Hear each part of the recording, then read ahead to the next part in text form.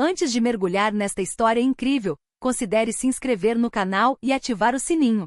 Cada história aqui tem algo a dizer, e você não vai querer perder nenhuma. Greenwood Hills, nos arredores de São Francisco, era um bairro onde a perfeição parecia estar inscrita no regulamento do condomínio. Os gramados, de um verde vibrante, eram cortados exatamente na mesma altura, os arbustos aparados como esculturas modernas. As casas, todas construídas em um estilo elegante e luxuoso, pareciam ter saído de um catálogo de arquitetura sustentável. Paredes brancas, fachadas de vidro, revestimento de madeira clara e painéis solares brilhantes captando o sol da Califórnia. As ruas estavam silenciosas com os carros elétricos mais modernos, Tesla, Lucid, Rivian deslizando silenciosamente pelas ruas perfeitamente pavimentadas. Até as crianças da vizinhança pareciam calibradas, educadas trilingues aos 5 anos, matriculadas em programas de programação e yoga desde o jardim de infância. Havia uma tranquilidade quase clínica, onde a menor desordem parecia fora de lugar, como uma mancha em um terno impecável. Foi nessa aparente perfeição que ele viveu Madison Clark e ela personificava esse mundo, essa promessa de sucesso inabalável. Filha única de um magnata da biotecnologia, herdou não apenas os negócios da família, mas também a pressão invisível de ser uma mulher modelo. Elegante e sempre impecável, ela administrava seus dias como o maestro administra uma sinfonia, reuniões, fundações beneficentes, brunches beneficentes, entrevistas sobre saúde mental materna. E, no entanto, por trás de seu olhar calmo, escondia-se um abismo. Porque tudo em sua vida estava sob controle, tudo, exceto Noé. Seu filho de 6 anos. Seu mundo mais frágil. Noah era diferente desde o nascimento. Um bebê quieto, depois uma criança distante, ele nunca atendia aos chamados da mãe, nunca correspondia a sorrisos, nunca buscava o colo de ninguém. Aos 2 anos de idade, o veredito foi transtorno do espectro autista, forma grave, não verbal. Naquele dia, Madison sentiu seu mundo desabar dentro dela. Não tanto por causa do diagnóstico, mas porque ela entendeu que o amor, por mais imenso que fosse, nem sempre era suficiente. Ela então contratou os melhores especialistas do país. Fonoaudiólogos renomados, terapeutas aba $300 por hora, coaches sensoriais da Europa. Ela montou uma sala de estimulação em casa, consultou neurologistas, experimentou dietas especiais, suplementos naturais e até tecnologias experimentais. Nada. Noah permaneceu em silêncio, trancado em seu próprio mundo. Às vezes gritava de repente, sem motivo aparente. Às vezes balançava para frente e para trás por horas, olhando para um canto do teto. Ela o amava, de todo o coração. Mas ela sentia exausto, esgotado, desamparado e quebrado. Porque em um mundo onde a eficiência era rei, Madison finalmente encontrou a única coisa que ela não podia controlar nem consertar. Todos os sábados de manhã, fiel a um ritual que ela própria já não compreendia, levava Noé ao Parque Golden Grove. Era um amplo espaço público, um pouco mais selvagem do que os parques tradicionais do bairro. Ali, árvores centenárias estendiam suas raízes retorcidas sob bancos de madeira, esquilos pulavam livremente. Crianças, pela primeira vez, gritavam sem que lhes pedissem para ficarem quietas. Madison veio aqui para tomar um ar, uma ilusão de normalidade. E talvez, um milagre. Naquele dia, o céu estava limpo, levemente dourado pelo sol do fim da manhã. Noah corria em círculos perto de um carvalho, com os braços estendidos como se tentasse voar. Ele não prestava atenção em ninguém. Madison, sentada num banco à distância, aproveitava um raro momento de silêncio para verificar seus e-mails. Uma mensagem de um investidor asiático. Outra de uma escola particular especializada. Ela suspirou. Quando ela olhou para cima, ela ouviu. Um homem sentado na grama não muito longe de Noah. Negro. Cerca de 35 anos. Vestia uma jaqueta caque um pouco gasta e tênis empoeirados. Aos seus pés, uma mochila macia e surrada. Ele não era da vizinhança, isso era óbvio. Destacava-se naquele ambiente limpo e elegante. Não tinha filhos, nem cachorro, nem livro na mão. Apenas ele e aquele olhar fixo em Noah. Madison imediatamente sentiu o peito apertar. Uma onda de pânico de proteção. Um estranho, um homem sozinho, tão próximo de seu filho. Ela pulou, pronta para correr. Mas ela hesitou. O homem não se moveu repentinamente. Não disse nada. Lentamente agachou-se, a uma boa distância, sem se impor. Não estendeu a mão para Noah, nem tentou puxá-lo para mais perto. O observado. Então, com uma doçura quase imperceptível, ele começou a imitar os gestos da criança. Quando Noah batia no chão com a ponta dos dedos, ele fazia o mesmo. Quando Noah se virava, o homem se virava, lenta e silenciosamente. Madison não conseguia desviar o olhar. O que ela via era irreal. E então, o que não aconteceu nunca produzido ele chega. Noé parou. Ele parou de correr. Ele se virou para o homem. E ele olhou para ele. Não muito. 2 segundos, talvez 3. Mas para Madison foi uma eternidade. Ela se aproximou lentamente a princípio, como se estivesse caminhando sobre a água. Seus tênis mal faziam barulho no cascalho da trilha, mas em sua cabeça, cada passo soava como uma martelada. O que estou fazendo? Ela, Madison Clark. Sempre cautelosa, sempre no controle, sempre à distância. E no entanto, algo, essa fragilidade repentina, esse olhar compartilhado, esse momento de suspensão, a impeliu a romper sua concha. Chegando a poucos metros do homem, ela sentiu a voz tremer. Com licença. Ele virou a cabeça para ela.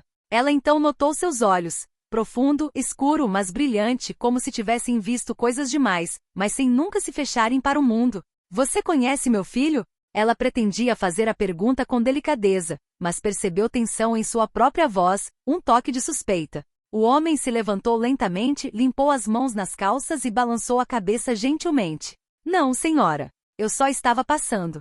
Mas... Ele fez uma pausa, seus olhos voltando para Noah. Eu cresci com alguém como ele. Meu irmão, Elijah. Ele é autista? Madison perguntou, como se a palavra ainda estivesse com dificuldade para sair de sua boca, apesar de todas as vezes que a ouvirá. Sim. E não verbal também. Até pararmos de tentar fazê-lo falar. Ele se virou para ela e em seu olhar não havia julgamento. Apenas uma verdade calma. Uma verdade vivida. Paramos de impor nossa língua a ele. E começamos a aprender a dele. Madison permaneceu em silêncio. Sentiu os dedos tremerem levemente ao redor do celular, que ela nem sequer havia guardado. Desculpe, ela sussurrou, é que, eu nunca vi esse tipo de momento. Ele nunca olha para ninguém. Ele nunca. Ele fez isso hoje. Eles ficaram ali por alguns segundos observando Noah, que agora estava batendo suavemente no tronco de uma árvore. Meu nome é Khalil. Khalil Harris. Moro não muito longe daqui. Bem na beira da Baía Mission. Madison. Clark. Ela deu uma risadinha nervosa. Sabe, eu achava que era uma mãe que dava conta de tudo. E percebi que nem entendo meu próprio filho. Khalil assentiu lentamente. Não é que você não entenda. É só que ninguém te deu as ferramentas certas. Você não é o problema. Nem ele. É o sistema ao seu redor.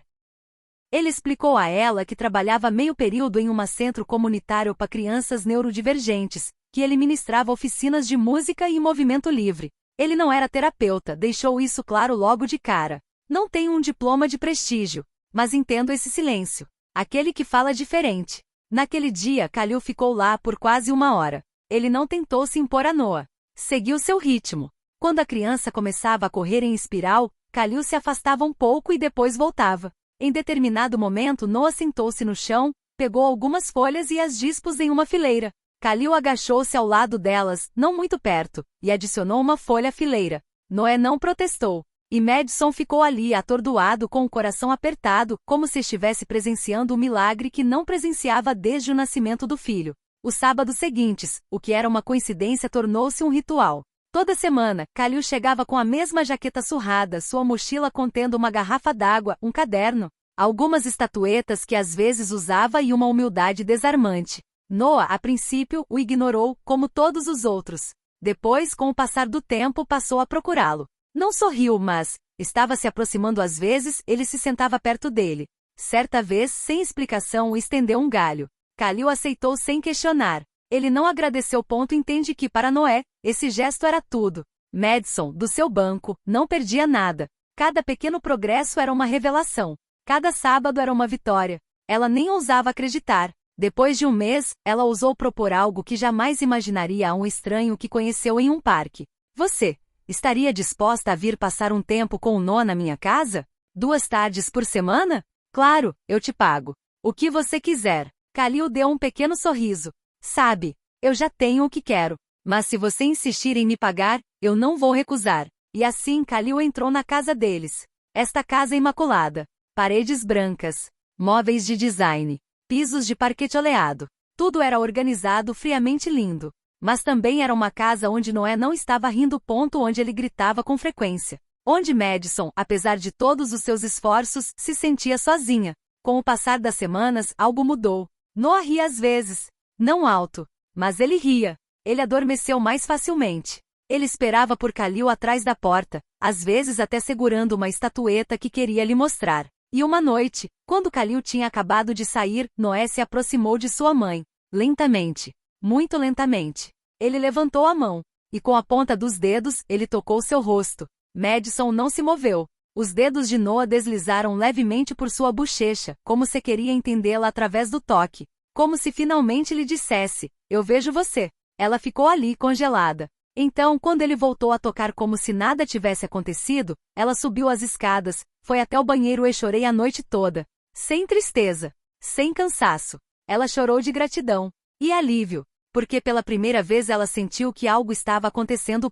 Curar. Certa noite, após um jantar tranquilo em que Noah adormecera no sofá, com a bochecha apoiada no ombro de Khalil, Madison permaneceu em silêncio por um longo momento, observando as duas silhuetas na penumbra da sala de estar. Havia uma ternura naquela imagem que nenhuma terapia, nenhum tratamento, nenhum especialista certificado fora capaz de oferecer ao seu filho. Ela se levantou lentamente, serviu 2 xícaras de chá e sentou-se em frente a Khalil. Estive pensando, disse ela, cautelosa. Gostaria de sugerir uma coisa. Se tiver interesse, posso financiar seus estudos. Uma escola especializada. Para se tornar terapeuta em tempo integral. Você foi feita para isso. Khalil a encarou por um longo tempo. Seu rosto permaneceu em paz, mas algo mudou em seus olhos, uma gratidão sincera, misturada a uma reserva gentil. A pose conhece impostos. Obrigada, Madison. Sério, mas vou recusar. Ela piscou surpresa. Para quê? Ele deu de ombros lentamente. Não preciso de um diploma para ouvir uma criança. Cresci com alguém que ninguém entendia. Aprendemos a nos ouvir em silêncio. O que eu quero fazer não é me tornar uma especialista. É abrir um espaço livre, aberto e vibrante. Para famílias que não têm a mesma sorte que você. Porque de onde eu venho, essas crianças são invisíveis. Ou pior, consideradas problemas a serem corrigidos. Ele fez uma pausa, olhando para o corredor onde Noah estava dormindo. Eles só precisam de um lugar onde possam ser eles mesmos. Sem que ninguém tente mudá-los. Um silêncio pesado, mas luminoso, se instalou. Madison sentiu algo se romper dentro dela. Uma antiga ilusão, a de que tudo poderia ser resolvido com dinheiro. Ela entendeu então o que realmente havia recebido. Não era um serviço pago, nem assistência médica. Era um ato de humanidade. Um compromisso profundo. Um amor altruísta. E isso vinha de um homem para quem tantas pessoas ao seu redor jamais olhariam 2 vezes. Um homem negro, sem educação formal, com roupa simples e voz baixa. Um homem que alguns erroneamente pensavam ser silencioso, quando na verdade ele estava apenas ouvindo. Ela decidiu ajudá-lo. Mas à sua maneira. 1 ano depois, o Centro Ponte Silenciosas abriu suas portas em um prédio antigo reformado em Oakland. Assim que se entrava, era possível perceber que este lugar era diferente de qualquer outro. As paredes eram pintadas em cores suaves. As almofadas no chão eram convidativas e desenhos infantis decoravam as paredes.